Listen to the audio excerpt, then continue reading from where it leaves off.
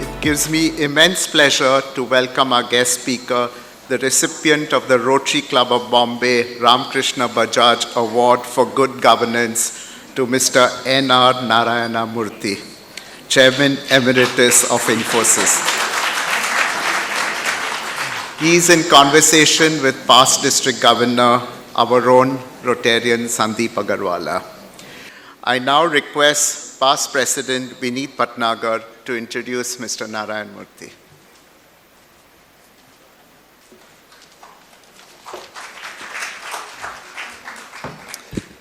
Good afternoon, friends. Mr. Narayana Murthy, the co-founder of Infosys, is widely regarded as one of the pioneers who transformed India into a global IT hub. His journey, which started from a modest middle-class family in Mysore to becoming a world-renowned global business leader, is a testament to his vision, his perseverance, and his ethical leadership. Mr. Murthy's influence exceeds far beyond Infosys. He has served on the board of multinational companies and prestigious institutions like Cornell University, the UN Foundation, and HSBC, to name a few. He was awarded the Padma Vibhushan, the second highest civilian award by the Government of India, Legion of Honor from France, and honorary doctorate from various universities. His legacy is not just limited to Infosys, the company that he built, but it remains and resides in millions of people who look up to him and have been guided and inspired by him to put together great companies, dream big, think honestly, and lead with purpose. It is a distinct privilege and a moment of great pride for all the members of the Rotary Club of Bombay to have Mr. Narayana Murthy this afternoon, and he is in conversation with our very own Mr. Sandip Agarwalla. Sandip is a third-generation Rotarian, as we know. He is committed to Rotary values. He was the youngest president of this club in its 96-year-old history. He recently served as the governor of the Rotary International District 3141. He is a serial entrepreneur himself, very good at academics, happens to be a part of the Mensa Society, which is the High IQ Society. Ladies and gentlemen, please put your hands together for these gentlemen.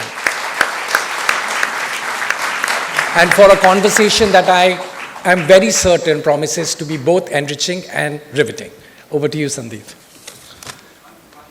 I now request Public Awards Committee Chairperson Rotarian Anand Dalal to read the citation. Thank you, Mr. Murthy, for accepting our invitation to this award. We are greatly privileged with your presence and acceptance. I read the citation. The Rotary Club of Bombay is pleased to honor Mr. NR Narayana Murthy with the Ramkrishna Bajaj Award for Good Governance for being listed by Fortune magazine as amongst the 12 greatest entrepreneurs of our time and for being described by Time magazine as the father of Indian IT sector. For co-chairing the World Economic Forum in Davos in 2005, for being honored and decorated with several distinguished awards, including the Padma Vibhushan, the Padma Shri, Honorary Commander of the Order of the British Empire, and the Legion of Honor, amongst several others. Signed, President Bimal Mehta, July 15, 2025. I now have the pleasure to read what will be on his salver. The Rotary Club of Bombay is pleased to honor Mr. NR Narayana Murthy with the Ramkrishna Bajaj Award for Good Governance for leading Infosys with purpose governed by principles. Signed, President Bimal Mehta.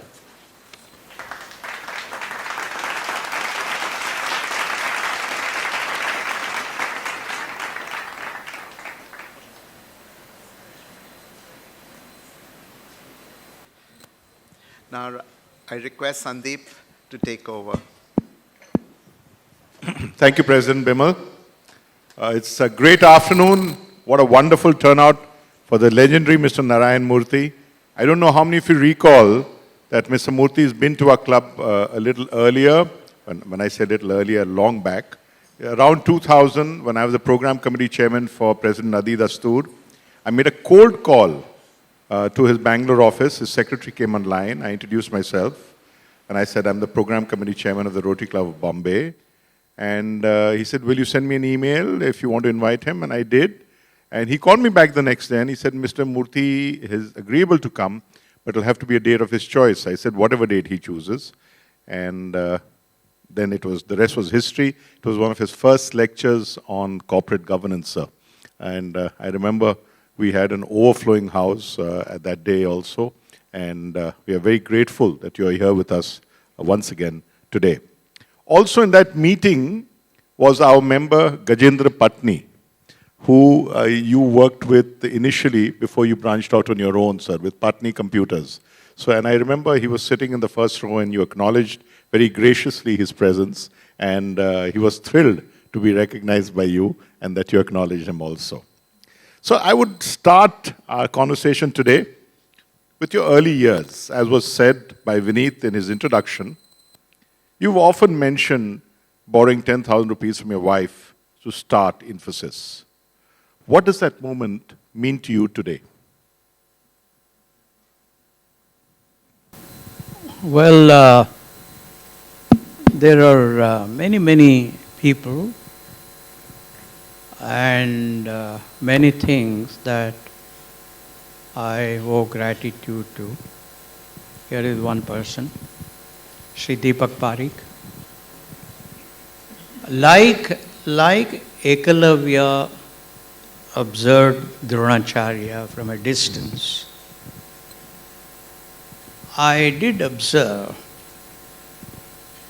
the first and the most important ingredient for success for a corporation, and that is benchmark yourself with the best global corporation. That's what Deepak taught me from a distance. When we went to seek a loan of 1 lakh rupees, my wife and I, they were so hospitable, so kind, so nice. I said, somehow this appears like a Maya Jala, it's something. It's not real. Then my wife said, no, wait till we get to the lawyer. We go to the lawyer. Lawyer was also very kind, very helpful. So what Deepak taught me was the most important thing I learned, and that is, if you want to succeed, have the best customer focus in the world and improve upon it. Similarly, my wife has been an extraordinary supporter. I don't know of any body doing anything worthwhile in life without the unstinted support and commitment of the life partner.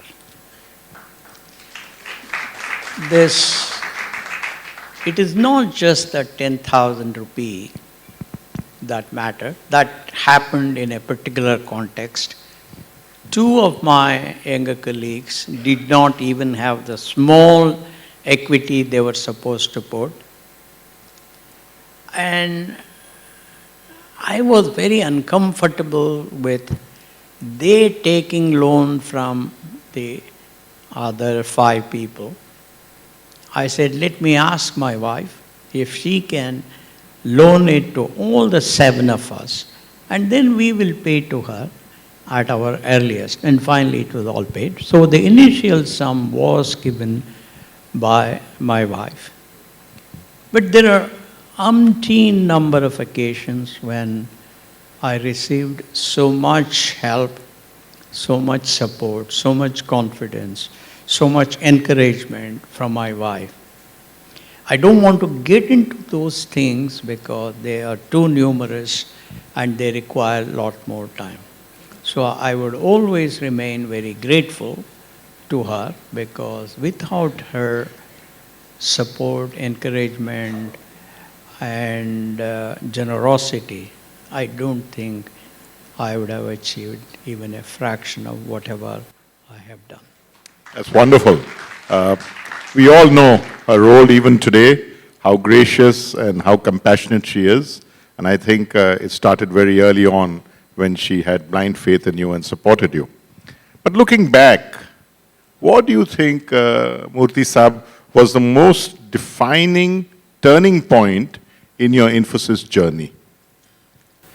Well, there were several instances, but I would like to pick one. In 1995, a Fortune 10 corporation that was working with 4 Indian companies came to India to renegotiate the terms. They wanted us to reduce our rates. And they had sequestered us in different rooms at Taj Residency in Bangalore. I had a discussion with all my younger colleagues, and they were all very insistent that we should simply accept it because all our other competitors, TCS, Wipro, all others, everybody was signing on the dotted line. But I told them that I don't agree with you because if we want to invest more in our employees, provide better compensation, provide better training to them, create good physical infrastructure, create good technological infrastructure, all of that, there's only one entity that pays, and that is the customer. Therefore, it is our responsibility to very respectfully and humbly convince them. But it appeared as they were going from room to room and people were signing on the dotted line. Around 4:30 p.m., they were to come to our room in Taj Residency. All the younger colleagues voted to continue with that for a very important reason. All my colleagues were very bright, well grounded in the realities of life. They felt that since we had gone public in 1993, and it was just 2 years, because our listing was opened in June 1993, and this was May 1995, less than 2 years. This company formed 25% of our revenues. So all of them said, look, we can't imagine how anybody will give up 25% of the revenues when you are just been listed. I realized that there was no point in trying to argue with them, convince them.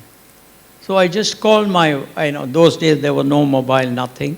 So I went into the reception area and then I called her from there and I told her, I said, look, so far you have looked after our children very well. I am very grateful. But now I have to take some decision. I didn't tell her the details, which will require me to be away from home for about 300 days in a year for the next 3 to 4 years. She said, don't worry, I am 100% with you. So I went back, and when the big people from this big company came, I very respectfully, very humbly explained to them why they should not insist on reducing the rates. But they were not in a mood to listen to us because other companies had signed. So then I told them, I fully understand, I respect, and we will transition all the work to whosoever you choose within the time that you want, in a very harmonious way. So we did that, and I came back home, and from that day till 1998 May, which was 5 years, I went round the world. Those days we hardly had any money. Sometimes we used to eat dinner at McDonald's. We used to stay in motels near the airport because that's the only place where we could afford. Fortunately, in that thing, I must say that my two colleagues, Nandan and Finish, they, even though they differed from me, they gave full support. And the three of us together, I am glad to say that we not only made good all the loss of this 25%, but we actually accelerated much faster than our competitors.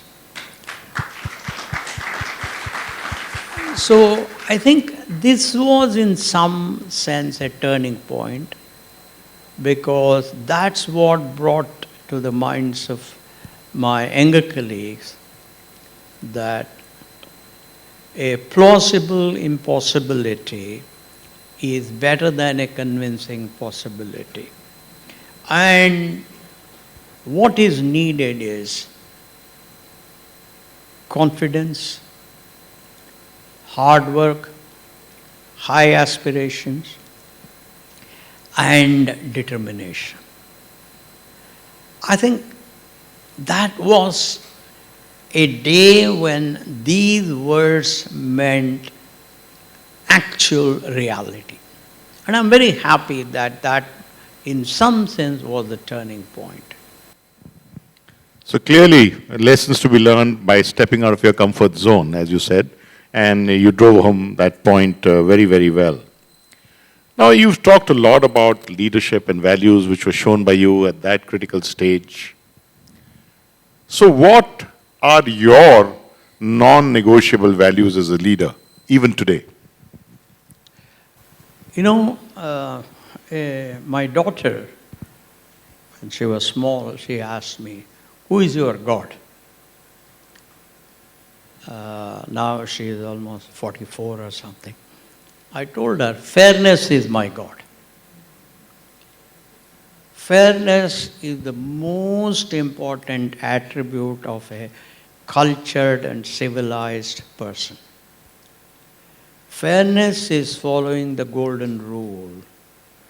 Do unto others what you want them to do unto you in a given context. The beauty of fairness I have found is even the person who loses that transaction will leave that meeting with a sense that I know the other person tried his best to do something good for me. However, the data was not in my favor. And he or she would say, next time I will bring better data to the table. So for me, fairness is the most important value. The moment I say fairness, what it means is it brings into the play honesty, transparency, and accountability into the picture. As you people know, these are the three pillars of good corporate governance. So I would say that for me, a good professional is one who has two attributes. One is competence. Competence is very important because without competence you can't do anything worthwhile for the corporation. But competence alone is not sufficient. And every professional must have values. That is why in the byline of emphasis, at least as long as I was the executive chairman, the byline said, powered by intellect, driven by values. So therefore, I would say that values are extremely important. What is value? What is a value system? I think that's something very important to recapitulate. All of us know, but better to remember. A value system is a protocol for behavior amongst the various members of a community that enhances the trust, the hope, and the confidence of every member of the community in every other member of the community. That's what value system is. So therefore, I think non-negotiable is fairness, which translates into honesty, transparency, and accountability. Wonderful. How beautifully this belief in fairness resonates with Rotary's own four-way test. The first dictum which says is it fair to all concerned? And that's a 100-year-old dictum which we live by. Now, moving on to technology and innovation, which the world is rapidly seeing evolving today, what excites you most about today's technology landscape? Artificial intelligence, space tech, or something else? Well, these are the days of artificial intelligence. Everybody talks about it, everybody writes about it. Artificial intelligence has actually two aspects. One is what is called supervised learning or trained learning, which is what machine learning is all about. It is basically about running what we call in mathematics multiple regression with a large number of variables, which is very difficult for human beings to do. But this is predictable. But the more enticing, the more difficult, the more valuable part of AI is what is called unsupervised learning or self-learning. That's how a child learns. Now, this is where all of us have to exercise caution in using AI. This is where ethics become very important, because unless we install suitable guardrails, we may be putting the society, putting the members of the society in a very difficult situation. So this is about AI. So the challenge we have is, how do we leverage the power of unsupervised learning, which is the more important one compared to supervised learning. Like, for example, all of you know that nuclear fusion is that much more important than nuclear fission. Nuclear fusion is how sun produces energy, whereas nuclear fission is what, Fermi and others, Einstein, they were all successful in producing in the 40s. But fusion is much cheaper, but it is more difficult. It is right now, some experiments have taken place. Second, I would say that we need to look at genomics. Thanks to use of computers in medical area, that is in genomic sequencing, in gene editing, as most of you know, there was an experiment in University of Pennsylvania or so, where there was a child and the doctors said that this child will not live more than some 15 days or something. There was a doctor, I think he's of Indian origin if I am not wrong. He did gene editing and the child is healthy today.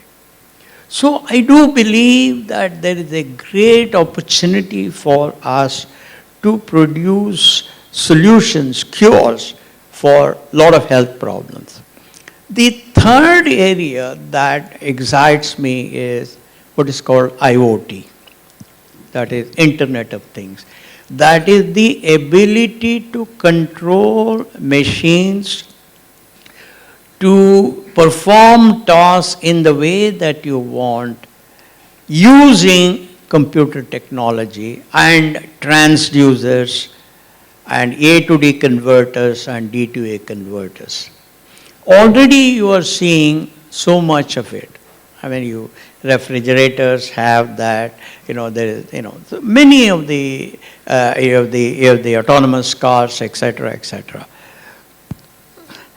I would say that if we can focus on AI and then genomics and IoT as the three major areas for our nation, I believe we'll be able to go a lot. Because at the end of the day, technology is about reducing cost, it is about enhancing productivity, it is about bringing better entertainment, it is about bringing better health care, better quality of life, it is etc., etc.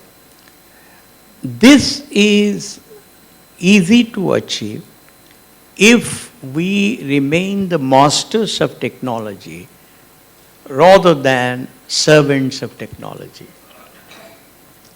And this is where unsupervised learning by AI has tremendous opportunity for us to benefit from all these technologies as long as we use them in what we term assistive manner.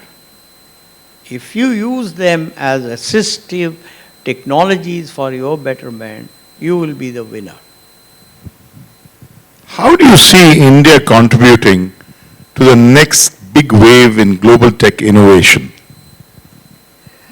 India, by and large, has been a reasonably good user of technology. I don't think we have invented anything, innovated anything worthwhile, except in the area of Indian software industry. That is where, much against the wisdom of the West, Infosys and other companies, Infosys articulated the global delivery model. And Infosys proved that it is possible to produce high quality, high productivity software on a remote basis in scalable, talent-rich, technology-enabled development centers in cost-competitive countries like India. IBM has used it, Accenture has used it, everybody in the world has used it, because as late as 1974, in a conference in Bethlehem, in Israel, the experts in software engineering said it is not possible to develop software on a remote basis. But I'm happy that in some way India has contributed. But other than that, and this is the thing where other companies, the Western companies have adopted it and used. I don't know if there is any other innovation that India has brought to the table that the world has adopted. I may be wrong, but this is my view. So you have been interested in startup investments and the entrepreneurial ecosystem. What is your advice to young founders who chase funding before finding purpose? Well, they are young, they're full of energy, they have bigger dreams than I had during my time. So I don't know if I want to chastise them. However, my belief is that they must articulate the power of their idea in a simple sentence, not a complex sentence, not a compound sentence, no nevertheless, no ifs, no buts. Now, for example, they have to say that my idea reduces cost better than any other existing ideas. My idea improves productivity better than any other existing idea. My idea enhances revenue for the corporation better than any, etc., etc. That is the first thing. I find that most entrepreneurs that I talk to are not in a position to express the power of their idea in a simple sentence. If they did that, if they convince the venture capitalists, I have a feeling that they will be lot more successful in leveraging the funding that they get. But everybody lives and learns. We have all lived and learned, so that's what I would say. You've seen quite a few. So is there a new age Indian startup or entrepreneur you admire today? For the last 5 years, I have moved away from business. When I turned 75, I said I'm not going to be involved in any business. I don't go to Catamaran. I have no role there. Infosys, I left in 2014. Therefore, I don't know if I am very much in touch with the leading edge ideas. However, I do know one person who is working on a very complex idea in work taxonomy. It's a very complex idea. And if he succeeds, I think that idea will add tremendous value. But because it's such a tough idea, there's always ifs and buts. But, as I think it was George Bernard Shaw who said, and his words were taken by late Robert Kennedy, and he said, most people see things as they are and wonder why. I dream of things that never are and then say, why not? This is that kind of an idea, and I hope he succeeds. This, my best wishes, and I hope he does. So. Looking to India's future, what changes would you like to see in India's education system to help nurture innovation and leadership? Well, I have spoken about it for the last 35 years. We have to move from rote learning to problem-solving orientation.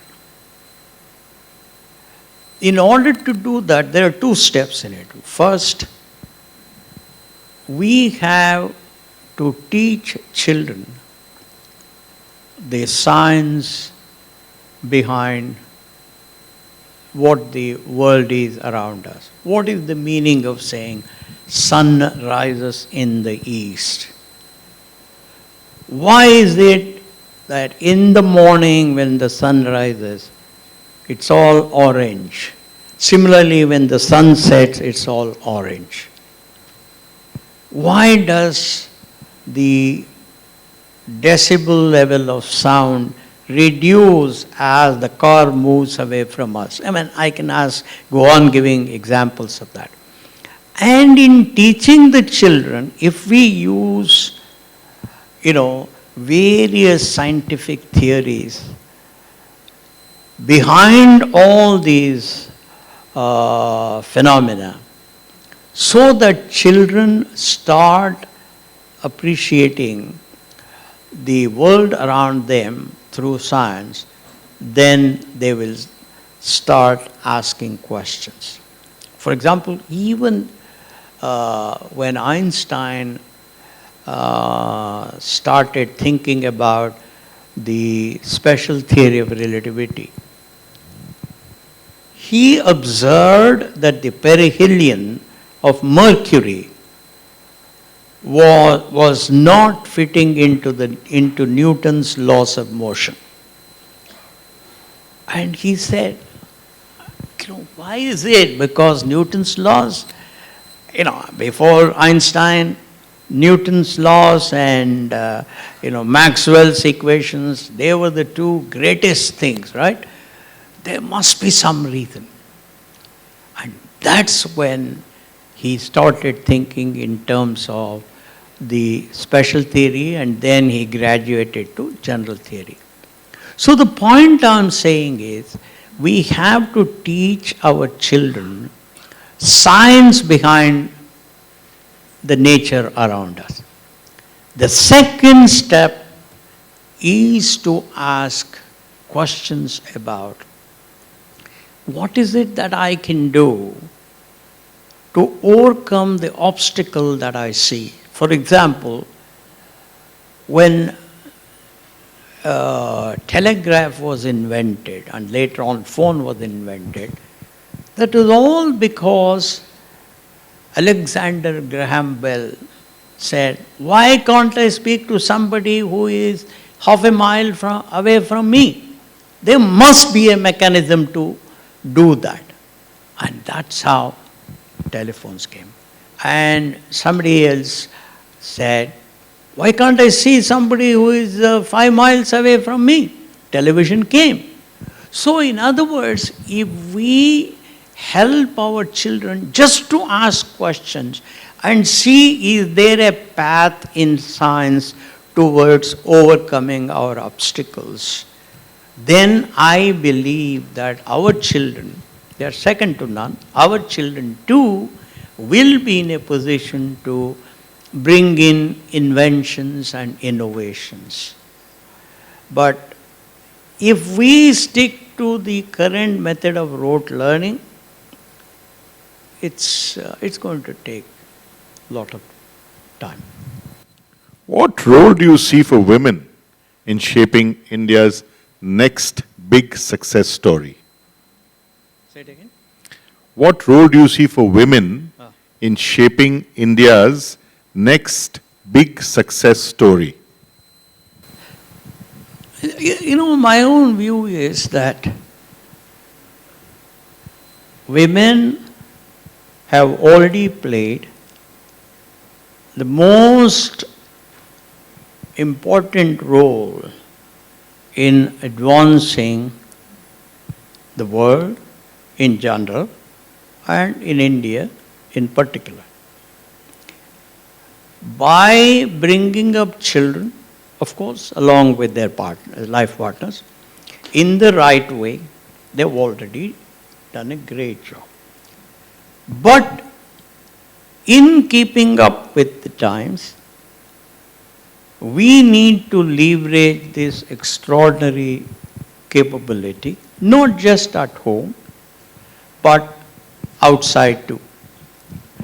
And to do that, we need to change our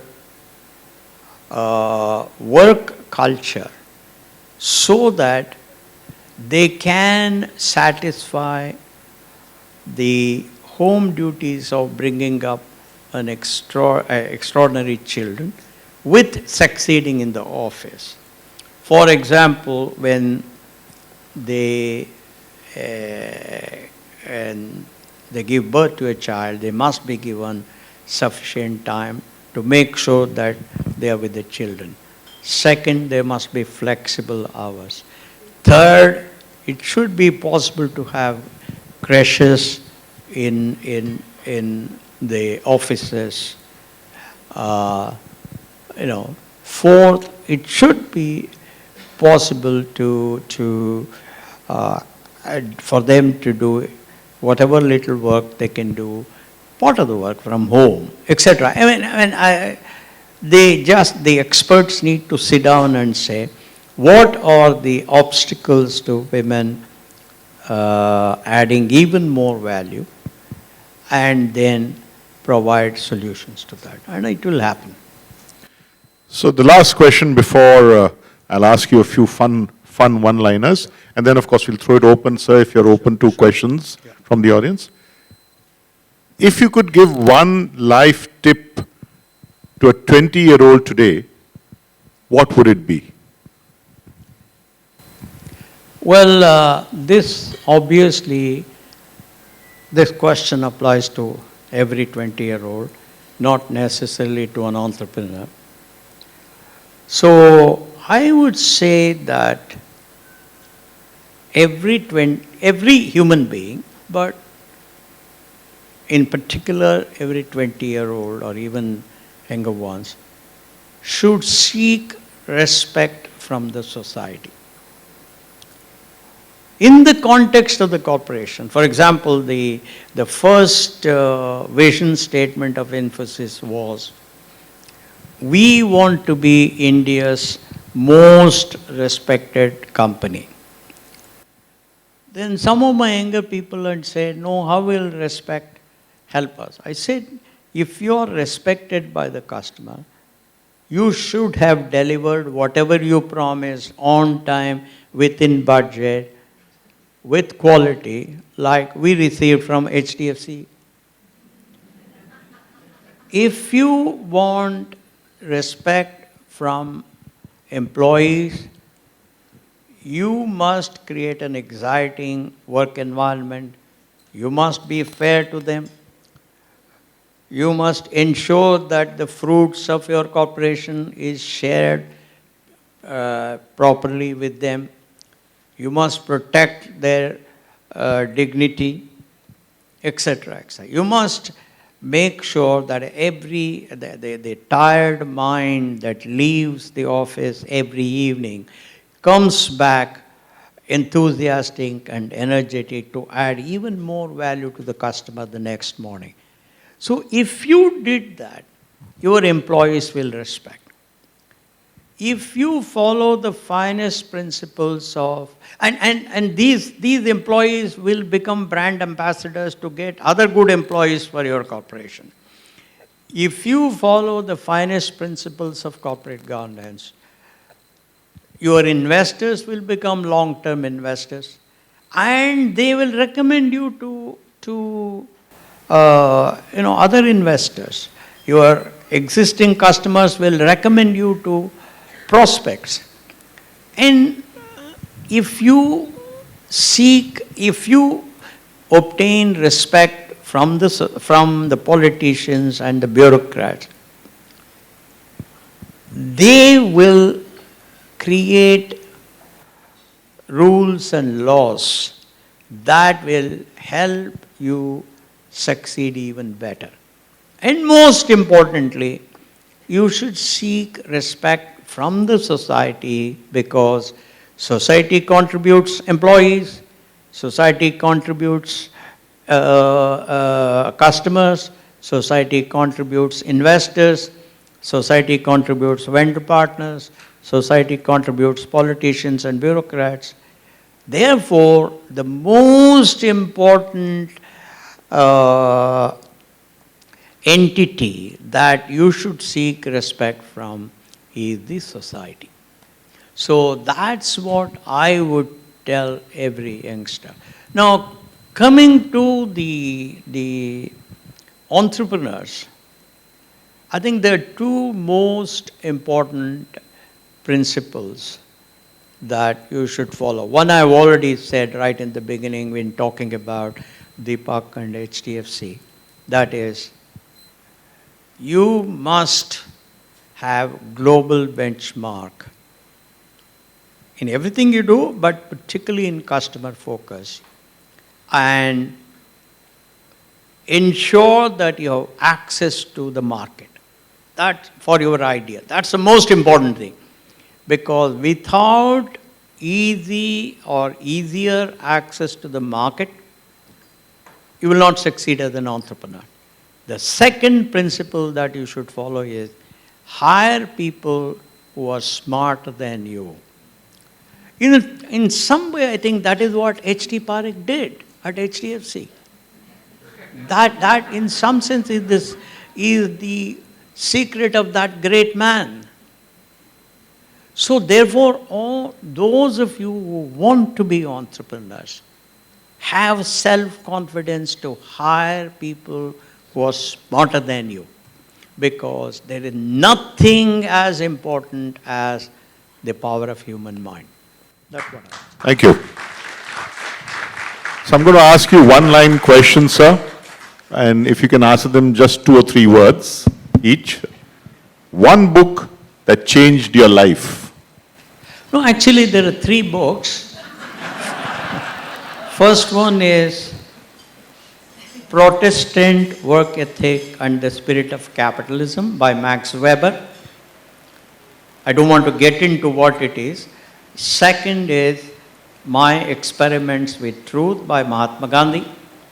And the third is Peau Noire Masque Blanche, that's in French. It means Black Skin, White Mask by Frantz Fanon. Quite a variety. Your childhood role model. Well, I have had my father, strict disciplinarian, mother, very kind and generous person, my teachers, high school teachers, who taught me so much, and even later teachers. In fact, most recently, I instituted a scholarship in the name of my first boss at IIM Ahmedabad, Professor J.G. Krishnaya, when he turned 90. So I would say that I have learned a lot from so many people. Yeah. Tea or coffee? Coffee. That's very clear. That was easy. That was an easy one. Your proudest personal moment outside of work? I think outside of work, when my son got his PhD from Harvard, and when my daughter delivered the commencement address, my daughter and my son-in-law, it's the first time in the history of the US that husband and wife gave a joint commencement address at a major university. They did it at Stanford. Fantastic. Bangalore then versus Bengaluru now. Bangalore then was a retired man's paradise. Bangalore now is a concrete jungle.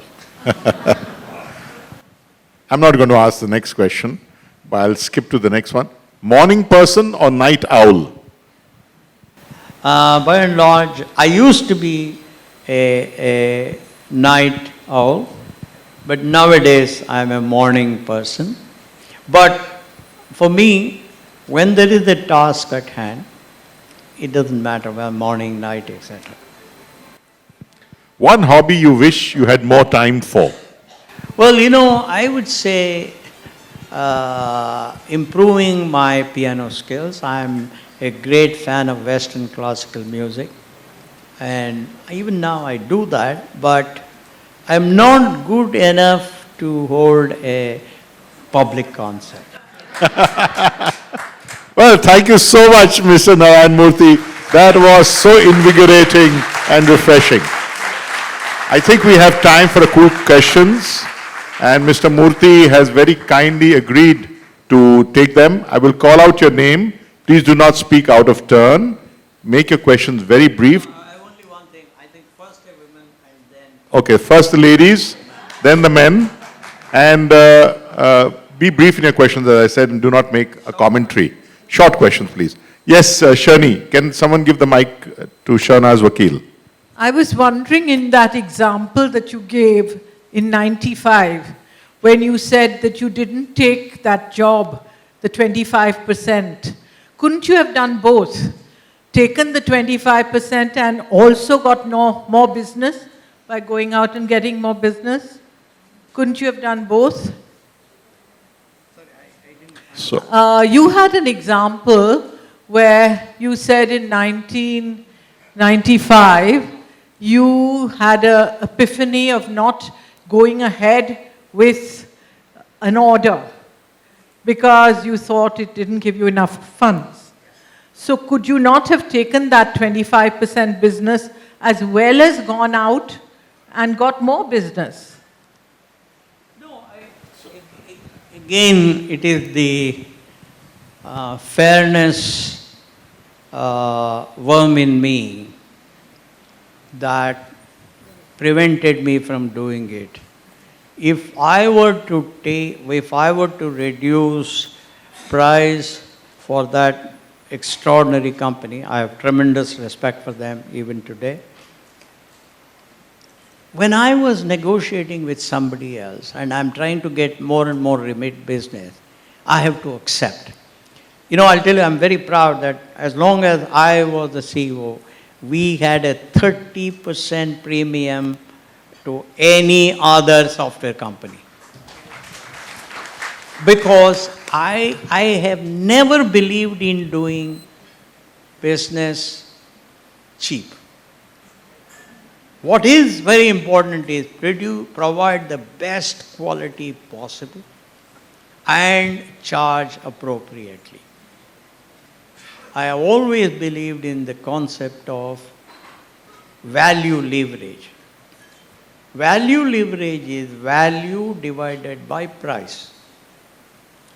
I always believed that if we two are competing, if I am giving my product at 100 rupees and I am able to show to the customer that customer will derive 200 rupees worth of value from me, the value leverage I am giving is 200 over 100, which is equal to 2.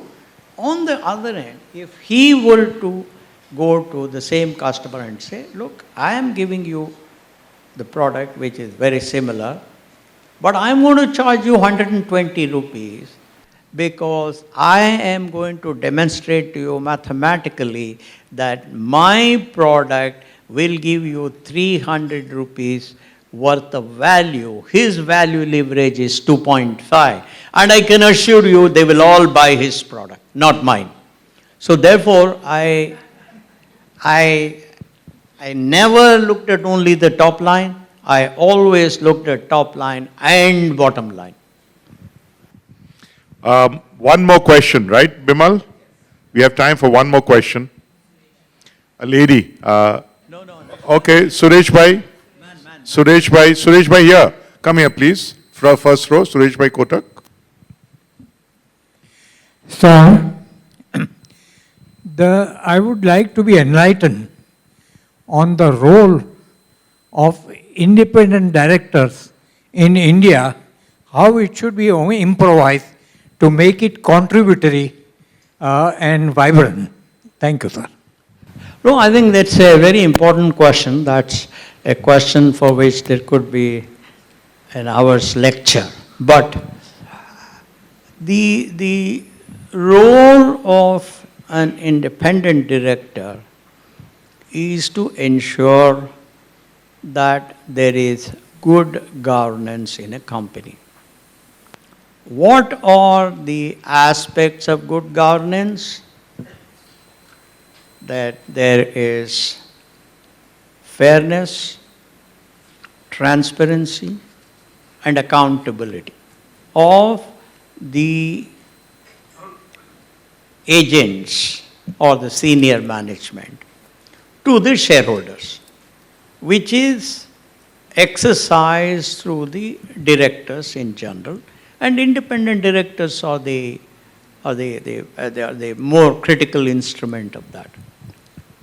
Now, to do that, the independent directors must ensure that the management has an appropriate strategy in the given context. As the context changes, obviously they may have to change even this strategy.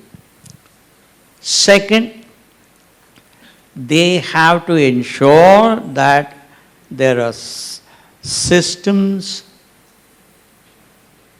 there are policies, systems and processes that will ensure that this strategy works appropriately.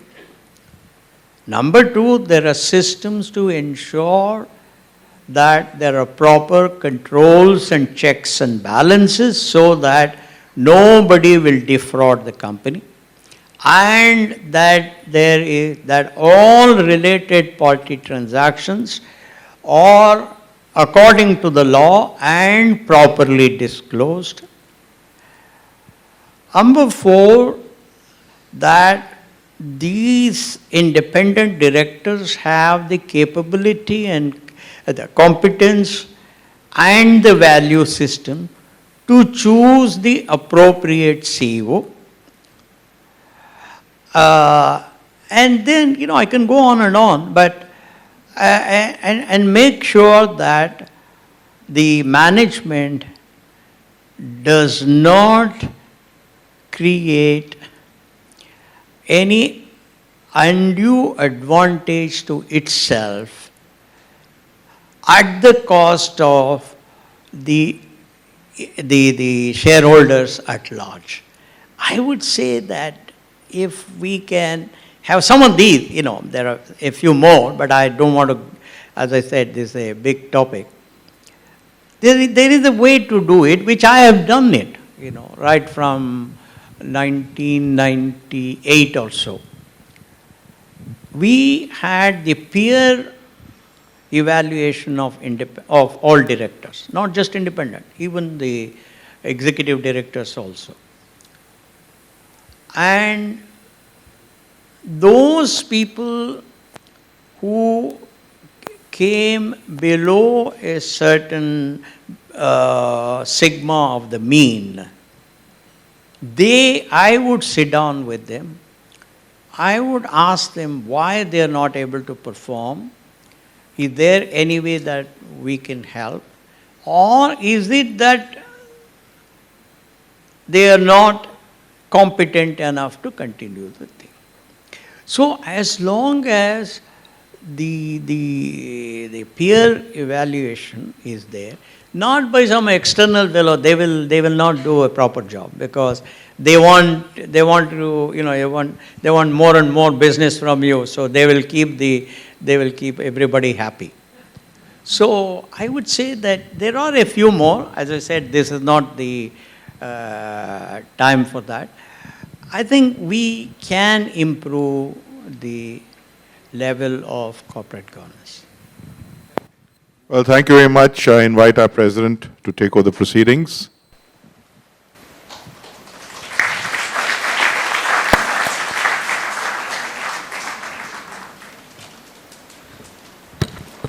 What a fabulous session. Thank you, Mr. Murthy, for enlightening us. This has been truly, truly superb.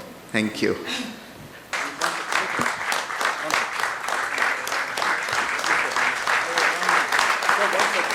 I now request our First Lady Aradhana Mehta and President Bimal Mehta to present a token of our appreciation to Mr. Murthy, and also to Past Governor Sandip Agarwalla for the afternoon spent with our members.